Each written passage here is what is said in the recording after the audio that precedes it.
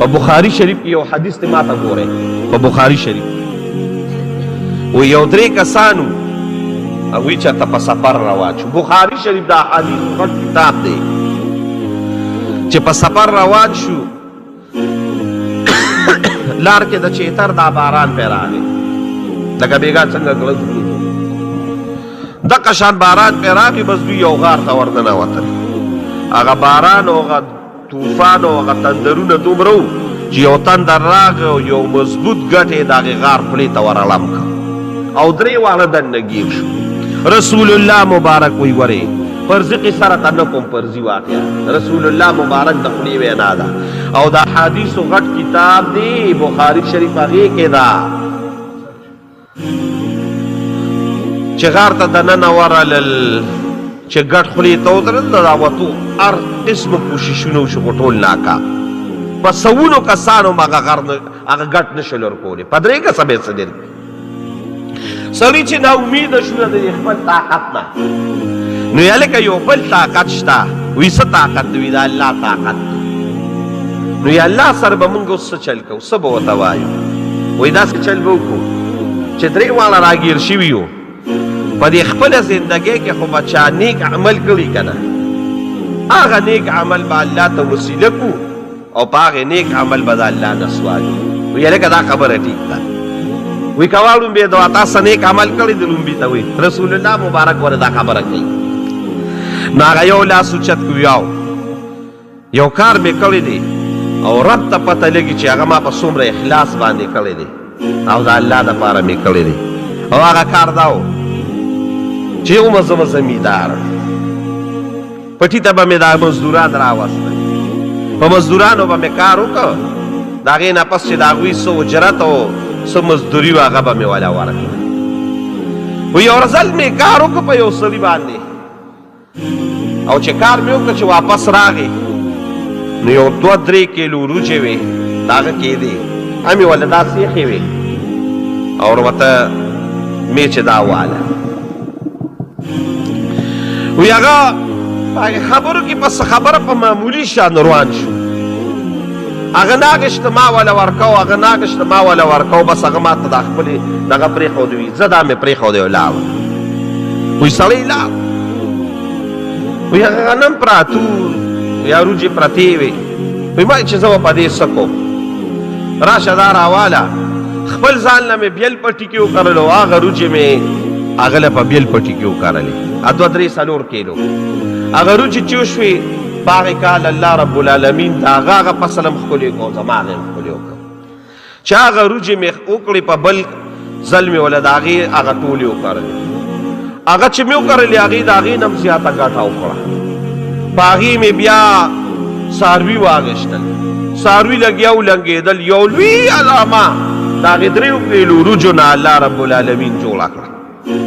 لوی علامه او لوی مال او غلامان رالل و یو 15 کاله پس هغه سړی راغی وی راته وی چې تا ته ودې پېژنده وي ما ورته چې نه وی چې زه هغه سړی ما تا ته چې مې 3 کیلو وروجې پرېښې وې اوس راکړه بس زما ضرورت و ته ما هغې وخت کې تېز شوې دا بعضې وخت سړی تېز شي هغه سم کار پرېږدي نو وی بس زم تېز شوم اوس مې هغې 3 کیلو ته ضرورت دی وی چې ده ته مې وکتل وی هغې په دې هغې 3 کیلو خو ما د دنیا دا دولت ګټلی و وی ما ته وی چې ښه ته هغې وي راته وی چې او وی ما ورته چې راځه وی هغه څاروي هغه رمې د ګډو هغه غلامان هغه کورونه هغه پټي چې څه په هغه په پیسو مې ګټلي ما ورته یې دا واله دا خو زما نه دي نه دا ستا په دې مال ما ګټلي دي او دا ستا حق دی قسم په خدای ملګرو وی دا هغه ټول مال مې ورکړه او تش څادر مې وڅنډه ولاړه وی یا الله تا ته پته لګي چې دا کار ما صرف ستا د یارې د اخلاص د وجې کړی دی خدای پاکه موږ ته اسانۍ راولي قسم په خدای رسول الله مبارک وی ګټ وړقېد او لږ شان روی پکې پیدا کړه هوا پکې راغله وی هغه دویم کس ته وی چې اوس ته سوال کوه وی دویم کس لاس اوچت کړه چې یا الله زما د یو ترې لور وه او زما سره ډېره مینه او محبت و خو زما له په لاس نه راتله وی یو ځل هغه ډېره زیاته مجبوره شوه وی ماله راله وی ما ته چې ماله څه خرچه را پیسې را وی ما ورته چې زما خو یو بس هغه مطالبه ده وی راته وی چې بس زه نن مجبور یم نو ستا خوښه وی پیسې مې راواغېښتې وی اول ما ته چې زما مطالبه پوره کا وی په کمره کې دواړه یو اوازې شو وی حتی تر دې پورې چې زه بالکل په دقه کار باندې غالب شو بس تیار شو او هیڅ ممانعت نو بس صرف ورتګو خو چې څنګه ما ځان هغې ته جوړ کړ وی دقې وخت کې هغې د سترګو نوښ کې روانې شوې راته وایي چې اتق الله د الله نه ویرېږه زه ګورې دا زناکاره نیم بد کرداره نیم صرف نن د مجبورۍ د وجې دا حل مې راغلی دی د الله نه ویرېږه وی هغه اتق الله زما په دې زړه په دې رګونو کې ورننوته او یکدم په شا باندې پرېوتم وی پیسې مې ورته په هغې ځای پرېښودې چې پیسې م واله او دا نور دولت واله وسه وی خدایا د دغه بدکارۍ د وجې صرف ستا د یارې مې بد نه دي کړی خو دا کار ما صرف خدای ستا د رضا دپاره کړي موږ ته دا لاره کولو که وی دا ګټه نوره مخوا شوه وی د راوتو ځای وی درېیم کس وی چې پسوانو وی درېیم کس لاس وجد که خدایه پاکه زما بوډاګان مور او پلار بچي مې زه به روزانه تلم ګډې به مې سرولې او چې ګډې به مې وسرول د دې ګډو بیزو نه به مې پیرول شل مور او پلار له به مې لومبې ورکړل بیا به مې د هغې نه پس خپلو بچو له ورکړل وی یو شپه رالم بعد باران و ناوخته رالم وی چې ناوخته رالم چې ومې کتل ګډې مې ولشلې پې مې راواغېښتل چې رالم مور او پلار مې دواړه ودو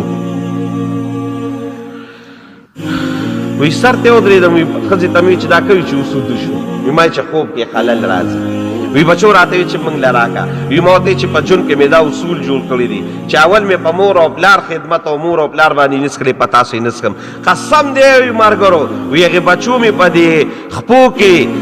رینګارې کولې لتې والې چې موږ له راکه وی ما ورته چې مور او پلار د مې لومبې نه ورکړې حق دا لوی لومبې دی د هغې نه پس پتال